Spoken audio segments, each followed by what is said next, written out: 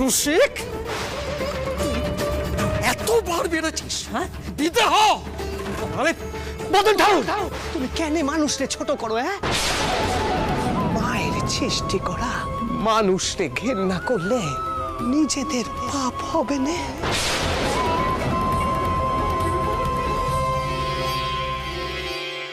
তুমি তুমি তো আবার প্রলয় ঘটাবে গদাই ঠাকুর, প্রলয়। মা এবার রুষ্ট হবেন, মায়ের সব ক্রোধ এসে পড়বে আমাদের ওপর। বেশ তো, যেতে দাও তাহলে। আমার মায়ের কাছে রসিক আর তার বেটার এনে আমিও দেখি মা রুষ্ট হয়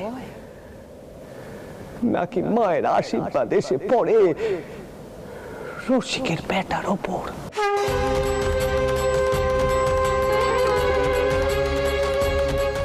আমিও দেখি, আমিও দেখি। রসিক, রসিক, চলো চলো চলো, মায়ের কাছে চলো, মায়ের কাছে চলো। তুমি চলো, এসো রসিক, এসো আমার সাথে, এসো মায়ের কাছে চলো তুমি। জয় মা, জয় মা, এসো রসিক, এসো।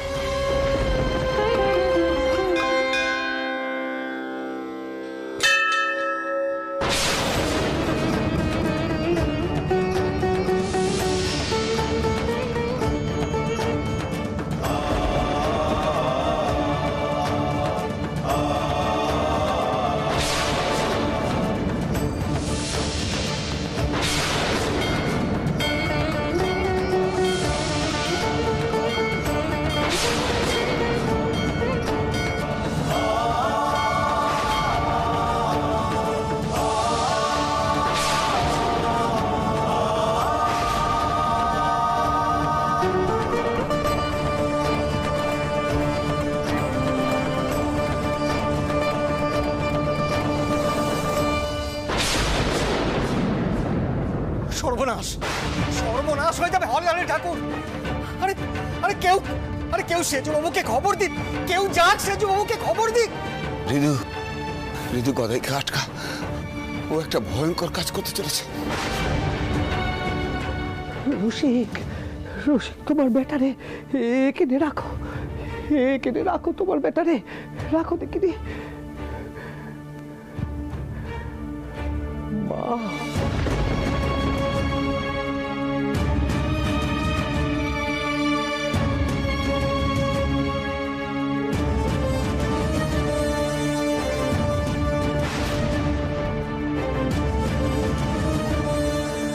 জয় মা, জয় মা, জয় মা।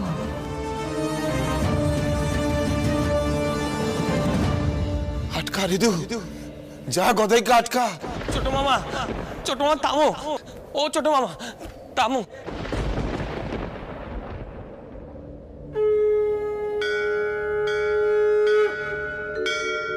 ওম মেঘাঙ্গীং বিগতাম্বরাং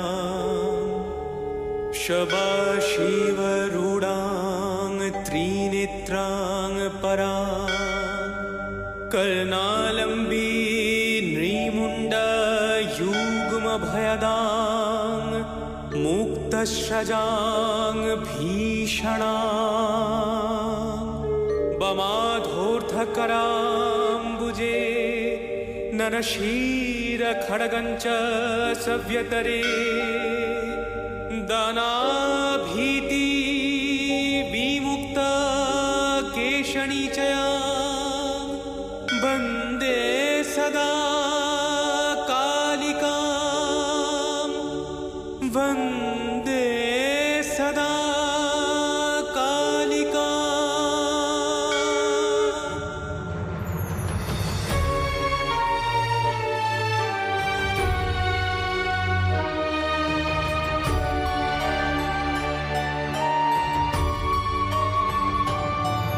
ओङ्कारालवदनं घोरं मुक्तकेशीं चतुर्भुजं कालिकां दक्षिणां दिव्यां मूढमाला विभूषितां मेघप्रभं श्यामं तथा चैव दिगम्बरीं कठावसक्तमूडाली कलद्रुधिरचर्चिता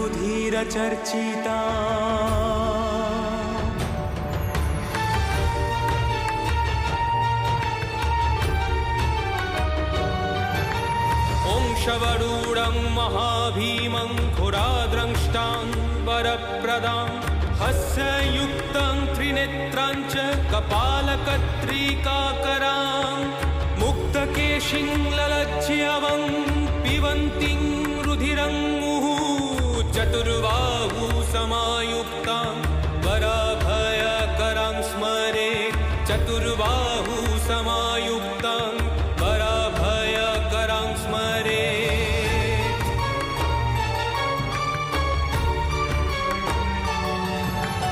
काली काली महाकाली कालिके पापहारिणी धर्मार्थ मोक्ष दे देवी नारायणी नमोस्तुते धर्मार्थ मोक्ष दे देवी नारायणी नमोस्तुते काली काली काली काली काली काली काली काली महाकाली काली के परमेश्वरी सर्वानंद करे देवी नारायणी नमोस्तुते सर्वानंद करे देवी नारायणी नमोस्तुते सर्वानंद करे देवी नारायणी नमोस्तुते नारायणी नमोस्तुते नारायणी नमोस्तुते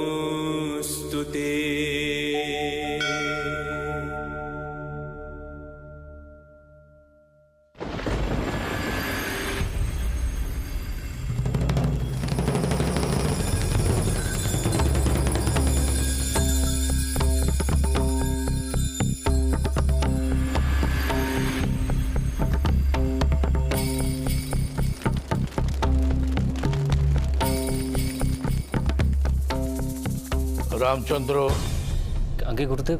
বৌমাকে এখানে আসতে বলো। আগে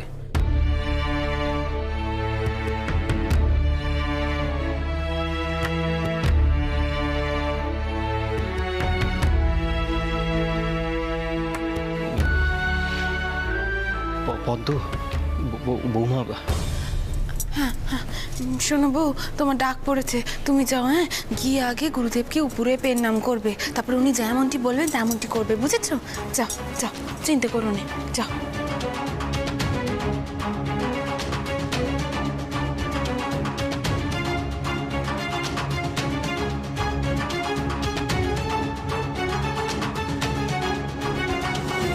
এসো এসো।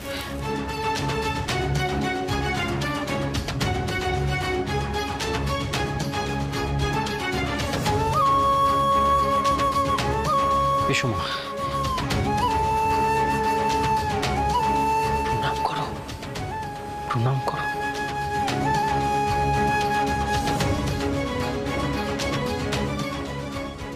ওঠো।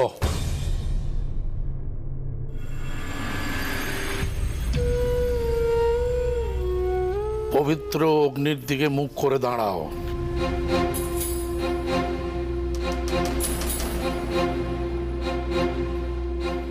সর্বপাপ নাশক অগ্নির দিকে মুখ করে দাঁড়িয়ে বলো যেন তোমার সমস্ত পাপ স্খলন করা হয়।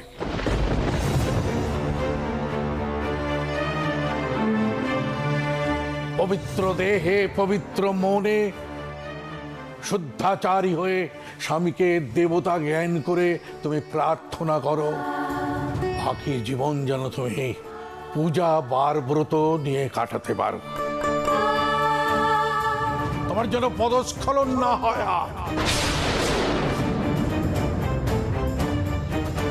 তোমার চিত্ত যেন কখনো চঞ্চল না হয়, এই প্রার্থনা করো মনে মনে।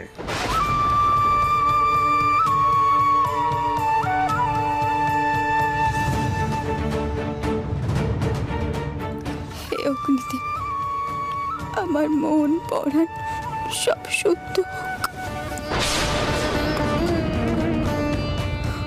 আমি যেন সারাটা জীবন শুধু তেনাকেই ভাবি, তেনাকে ছাড়া যেন অন্য কিচ্ছু আর না ভাবি।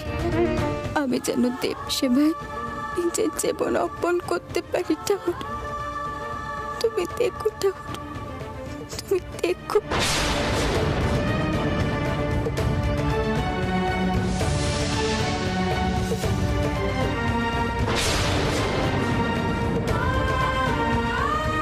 তুমি জানো প্রায়শ্চিত্তের কাজ কত কঠিন? তুমি সৎ বংশের কুলবধূ, তোমার দেহ মন যদি কলুষিত থাকে, অপবিত্র থাকে, তাহলে তোমার শ্বশুর কুলের নরক বাস হবে।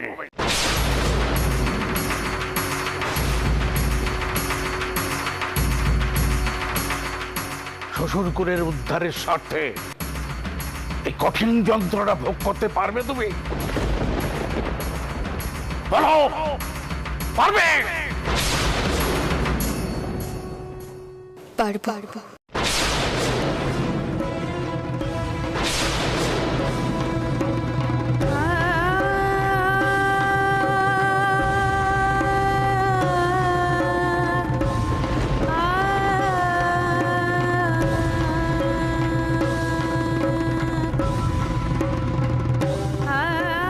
মেশোবাবু, মেশোবাবু, আপনি একবার এদিকে আসুন, আসুন একবার এদিকে। এসব কি হচ্ছে মেশোবাবু? দিদমা জানেন?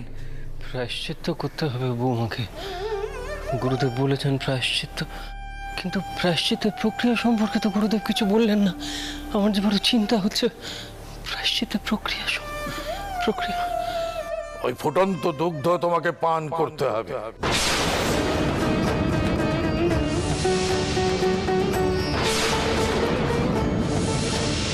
তাহলে তোমার সমস্ত অঙ্গ প্রত্যঙ্গ শুদ্ধ হবে। বলো, পারবে?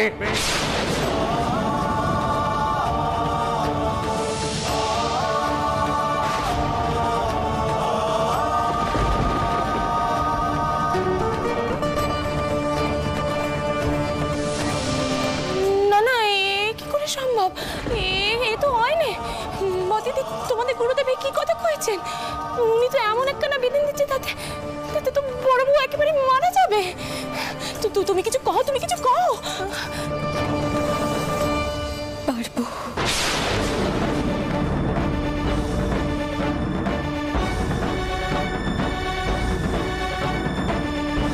বৌঠান, বৌঠান, আপনি কি করছেন? কি আপনি কিছুতেই এই কাজ করবেন না। মেশোবাবু, মেশোবাবু, আপনি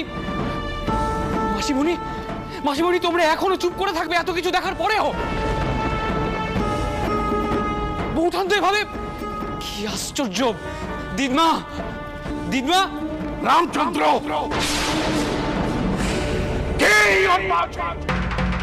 কে ধর্মকাজে বাধা দিচ্ছে?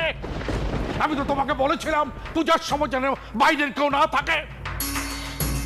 আপনি অপরাধ নেবেন না গুরুদেব, কিন্তু এই প্রায়শ্চিত্তের যে প্রক্রিয়ার কথা আপনি বলছেন, এভাবে প্রায়শ্চিত্ত করতে গিয়ে তো আমার বৌমা মারা পড়বে গুরুদেব। তাই যদি হয়, বৌমা মুক্তি পাবে।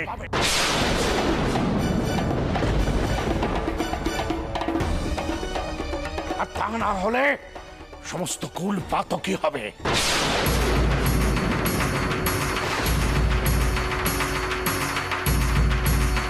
নরক বাস অবধারিত।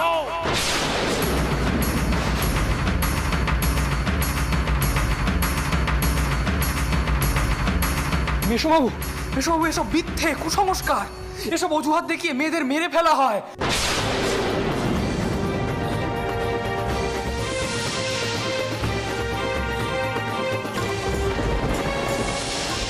দিদমা, দিদমা, তুমি কোথায়? তাড়াতাড়ি এসো।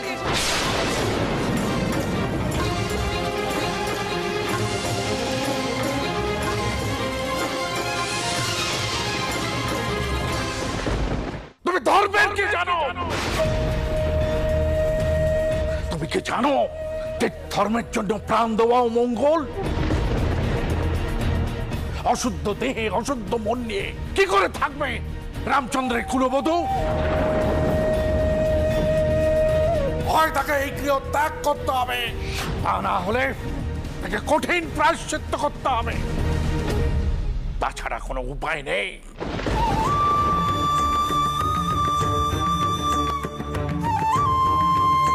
পারবে ওই ফুটন্ত দুগ্ধ পান করে নিজেকে শুদ্ধ করতে?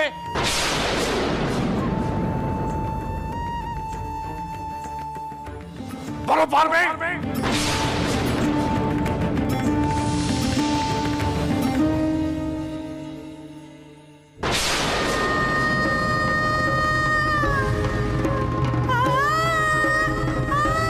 ওর হাতে মাটির সরা তুলে দাও।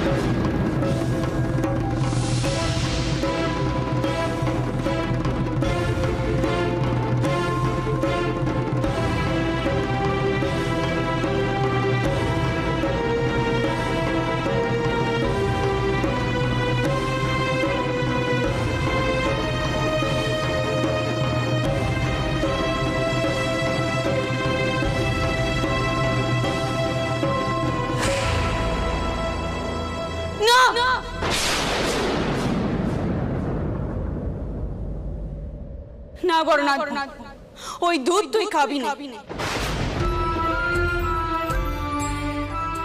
গোপাল, এক্ষুনি ওই দুধ তুমি ফেলে দাও। বৌঠান, বৌঠান আপনি ওটা ফেলে দিন, আমার কথাটা শুনুন। বৌঠান আপনি না ঠাকুরপো, মরলে আমি মরবো, কিন্তু আমার পাপের জন্য আমার শহর কুলের কারোর কোনো ক্ষতি হতে আমি দেবনি, দেবনি আমি। বৌঠান আপনি ওটা আমায়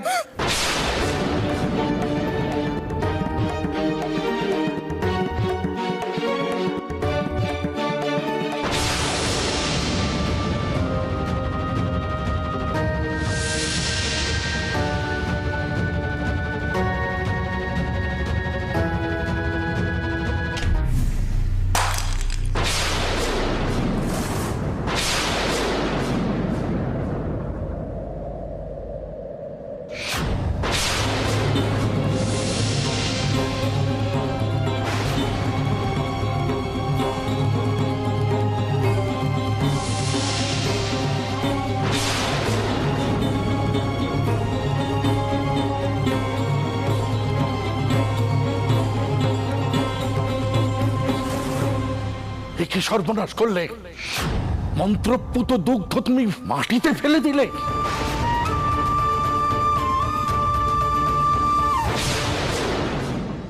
অগ্নির পূজা করে প্রায়শ্চিত্তের জন্য এই দুগ্ধ প্রস্তুত করা হয়েছিল। রামচন্দ্র অভিশাপ, অভিশাপ, ভয়ঙ্কর অভিশাপ লাগলো তোমাদের বংশে।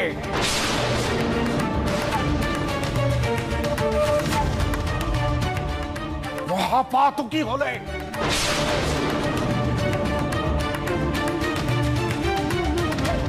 এটা ওর সব কি হচ্ছে না, কি সর্বনাশ হচ্ছে আমার।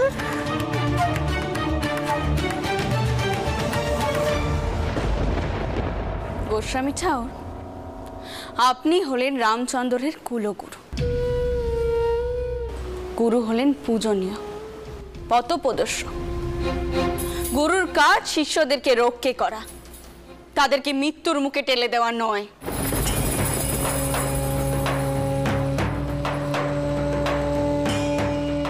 আজ যদি রামচন্দ্রের কুলের বউয়ের কিছু হয়ে যেত, তাহলে ওরা বাঁচতে পারত? ওরাও তো বিবেক যন্ত্রণায় মারা যেত।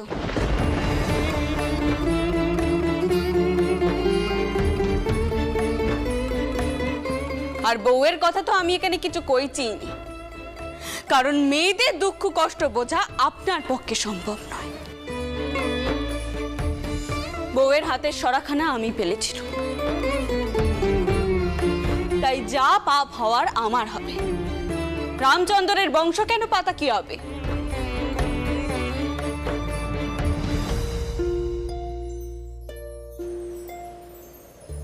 বউয়ের সব পাপের ভার আজ আমি নিলাম।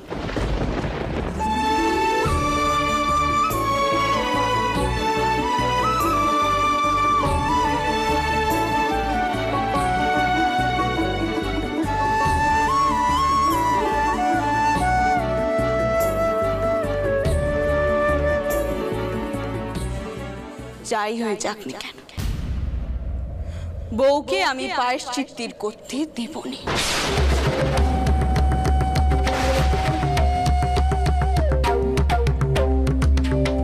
ওকে আমি মৃত্যুর মুখে ঠেলে দিতে পারবো না, কিছুতেই নয়।